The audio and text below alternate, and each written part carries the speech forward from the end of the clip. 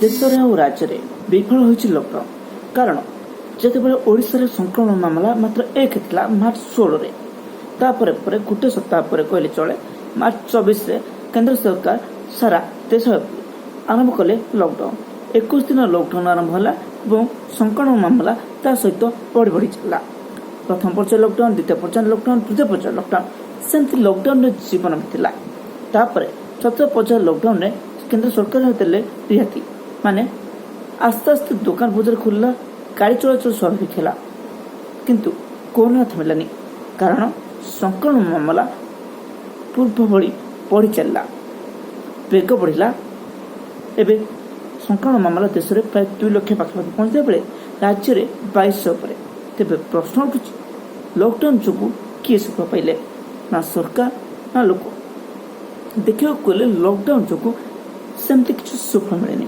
ନା ଲୋକ ଭଲରେ ଅଛନ୍ତି, ନା ସରକାର ସଂକ୍ରମଣକୁ ରୋକିପାରିଛନ୍ତି।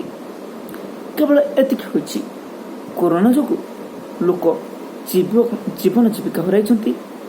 ବହୁ ଲୋକ ବେସାହାର ହୋଇପଡ଼ିଛନ୍ତି, କାରଣ ଯେଉଁମାନେ ରାସ୍ତା କଡ଼ରେ କିଛି ବିକି ଚଳୁଥିଲେ ସେମାନଙ୍କ ହାତରେ ଆଜି କାଣି କୋଉଠି ବି ନାହିଁ।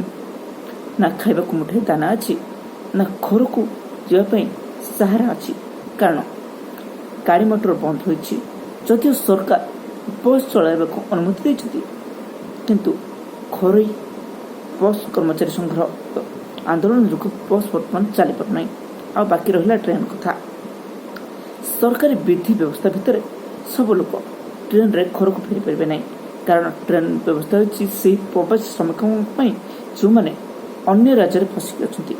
କାରଣ ଏମିତି ଆମର ଓଡ଼ିଶାର ଅନେକ ଶ୍ରମିକ ଅଛନ୍ତି ଯେଉଁମାନେ କି ଗୋଟିଏ ଜିଲ୍ଲାରୁ ଅନ୍ୟ ଜିଲ୍ଲାରେ ଯାଇ କାମ କରିଥାନ୍ତି। ତେବେ ସେମାନେ କେମିତି ଫେରିବେ? ସେମାନଙ୍କ ପାଇଁ କ'ଣ ବ୍ୟବସ୍ଥା କରିଛନ୍ତି ସରକାର? ଯଦି ଦେଖିବା, ଆଜି ପର୍ଯ୍ୟନ୍ତ ସେମାନଙ୍କ ପାଇଁ ସେମିତି କିଛି ନିର୍ଦ୍ଦିଷ୍ଟ ବ୍ୟବସ୍ଥା କରାଯାଇ ନାହିଁ। ତେଣୁ ନିଃସନ୍ଦେହରେ କୁହାଯାଇପାରିବ, କରୋନା ଲକଡାଉନ କେବଳ ମନ ବୁଝାଇବାକୁ। ନା ଲକଡାଉନ ଯୋଗୁଁ ଜୀବନ ବଞ୍ଚିପାରିଲା, ନା ବଞ୍ଚିପାରିଲା ଜୀବିକା। କେବଳ ଏତିକି ହେଲା, ସରକାର ମନ ବୁଝାଇବାକୁ ଲକଡାଉନ କଲେ, କିନ୍ତୁ ସଂକ୍ରମଣ ସେମିତି ବଢ଼ି ଚାଲିଲା। ତେଣୁକରି ଉଭୟ କେନ୍ଦ୍ର ଓ ରାଜ୍ୟ ସରକାର ସଂକ୍ରମଣ ରୋକିବା ପାଇଁ ଠୋସ୍ ପଦକ୍ଷେପ ନେବା ଜରୁରୀ। ଏମିତି ନୁହେଁ ଯେ ଆମେ ଲକଡାଉନ କରି ସଂକ୍ରମଣ ରୋକିବା। ଏମିତି ହେଇପାରେ ଆମେ ଜୀବନ ଜୀବିକା ଯେମିତି ଚାଲିଥିଲା ସେମିତି ଚାଲିବ। କରୋନା ସହିତ ଯୁଦ୍ଧ କରି ଆମେ ନିହାତି ଜିତିବା। ସେଥିପାଇଁ ପ୍ରଥମ ଆମ ଯେଉଁ ମେଡ଼ିକାଲ ଇନଫ୍ରାଷ୍ଟ୍ରକ୍ଚର ରହିଛି, ସ୍ୱାସ୍ଥ୍ୟ ସେବା ଭିତ୍ତିଭୂମି ଯାହା ରହିଛି, ପ୍ରଥମେ ଆମେ ତାକୁ ସଜାଡ଼ିବାକୁ ପଡ଼ିବ।